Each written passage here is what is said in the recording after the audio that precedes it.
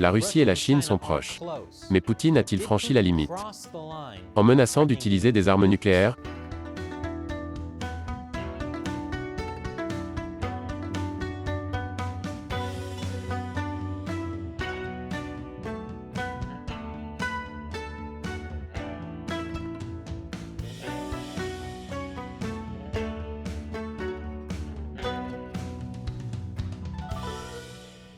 Bienvenue à Chine non censurée, je suis Chris Chappell. Eh bien, c'est finalement arrivé. Malgré le soutien affiché de la Chine à la Russie, alors que l'invasion de l'Ukraine se poursuit, et malgré le fait que Xi Jinping ait donné à Poutine une médaille de meilleur ami, Poutine est finalement allé trop loin. Il a menacé à plusieurs reprises d'utiliser des armes nucléaires contre l'Ukraine. Et c'est trop même pour le Parti communiste chinois. La semaine dernière, le président chinois Xi Jinping a rencontré le chancelier allemand Olaf Scholz. Et pendant la réunion, Xi a blâmé les menaces nucléaires de la Russie en Ukraine. Il a mis en garde Poutine de ne pas utiliser d'armes nucléaires. Et maintenant, Poutine est beaucoup plus prudent après avoir été sévèrement réprimandé par le chinois Xi. Selon Politico, le dirigeant chinois Xi Jinping a formulé sa critique la plus directe à ce jour de la guerre menée par Vladimir Poutine en Ukraine, en avertissant le président russe de ne pas recourir aux armes nucléaires. Waouh! Quel était donc ce message sévère et cette critique directe? Selon les médias d'État chinois, Xi Jinping a déclaré « La communauté internationale devrait également s'opposer à la menace ou à l'utilisation d'armes nucléaires, plaider pour que les armes nucléaires ne puissent pas être utilisées, et que les guerres nucléaires ne puissent pas être menées, et empêcher une crise nucléaire en Eurasie. » Attendez, c'est tout? Il ne mentionne même pas Poutine, ou la Russie, ou l'Ukraine. C'est juste un vague, la guerre nucléaire est mauvaise. Pas vraiment une déclaration révolutionnaire. Comme l'a déclaré un analyste de la Chine au Wall Street Journal, s'opposer à l'utilisation des armes et des menaces nucléaires est un fruit mûr, et une déclaration peu coûteuse pour obtenir l'approbation internationale. C'est parce que Xi Jinping sait que dire quelque chose d'aussi vague et peu engageant que cela, lui vaudra des gros titres internationaux comme celui-ci. Pendant ce temps, la Chine continue d'aider la Russie à contourner les sanctions internationales. La semaine dernière encore, la Chine a déclaré qu'elle continuerait à approfondir ses liens avec la Russie. Selon le Centre d'études stratégiques et internationales, la Chine ne veut pas ou ne peut pas influencer le Kremlin. La réalité brutale est que si Poutine en arrive au point où il est prêt à utiliser des armes nucléaires, l'influence de Pékin sur lui est proche de zéro. Alors pourquoi Xi a-t-il fait cette vague déclaration sur la guerre nucléaire? Eh bien, ce n'était pas par bonté d'âme. Je vous en dirai plus après la pause. Bienvenue à nouveau.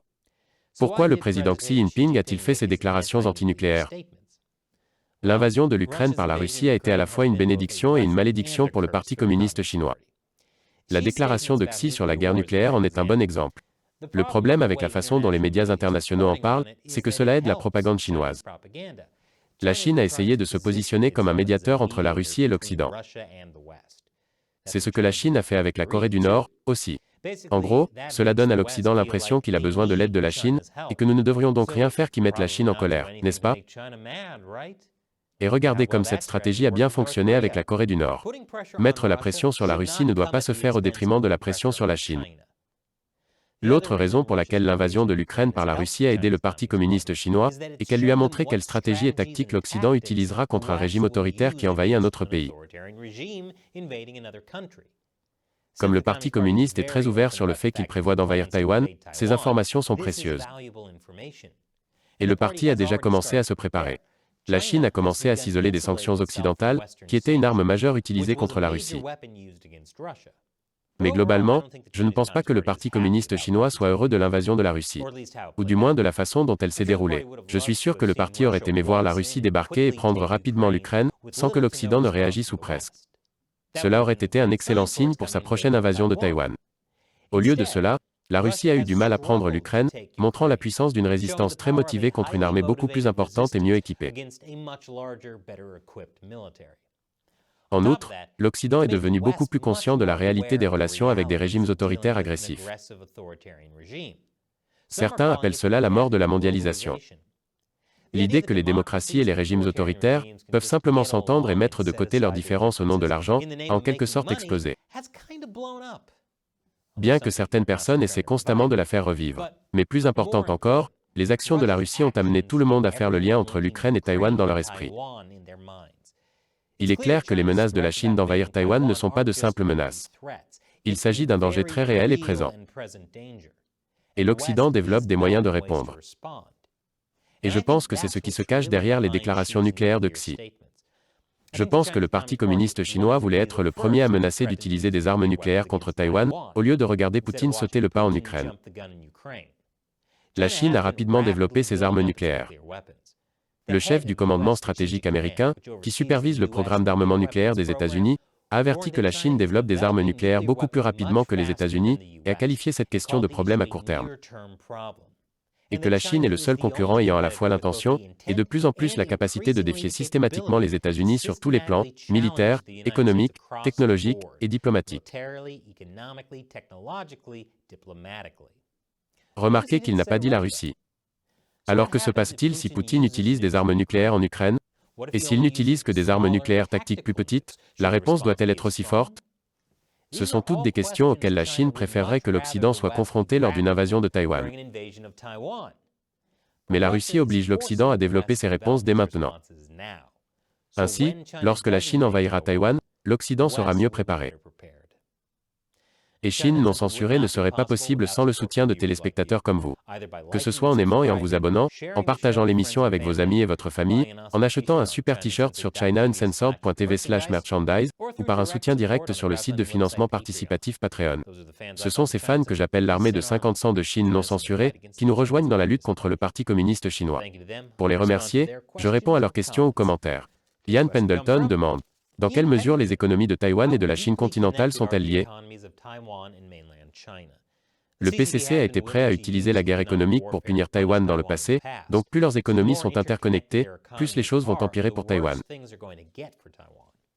C'est une question très intéressante, qui est également liée à l'invasion de l'Ukraine par la Russie. Taïwan observe et apprend également. La Chine est le plus grand partenaire commercial de Taïwan. Vous parlez d'une relation abusive. Et le régime chinois a déjà utilisé la pression économique à son encontre. Par le passé, la Chine a interdit les importations de fruits taïwanais pour faire pression sur le pays.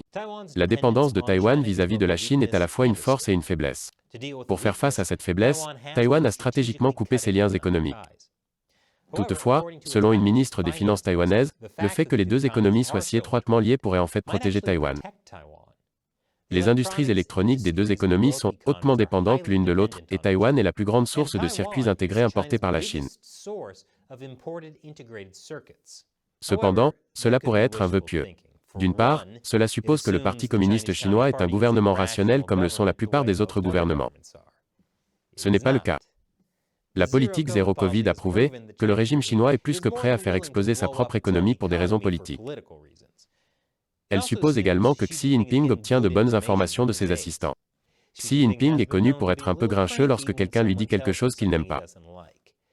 Ainsi, un officiel dirait-il vraiment, vous savez, nous n'avons pas la capacité d'envahir Taïwan en ce moment, cela pourrait être dévastateur, nous perdrions à la fin, ou dirait-il, oui, nous sommes prêts, nous sommes forts.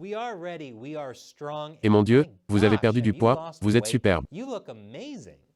En fin de compte, le Parti communiste chinois maintient son autorité sur la Chine et continue de menacer le monde, car il a l'argent pour le faire. S'il y avait un mouvement de masse pour se découpler économiquement de la Chine, le Parti communiste chinois ne ferait pas long feu. Merci encore pour votre question et votre soutien, Yann. Et merci d'avoir regardé. Vous pouvez soutenir Chine non censurée en vous rendant sur patreon.com/ChinaUncensored et en versant $1 ou plus par épisode. Parmi les avantages, vous pouvez me poser des questions auxquelles je répondrai dans l'émission. Vous pouvez également acheter des produits dérivés fantastiques à l'adresse chinauncensored.tv/merchandise. Les liens sont ci-dessous. Encore une fois, je suis Chris Chappell, à la prochaine fois.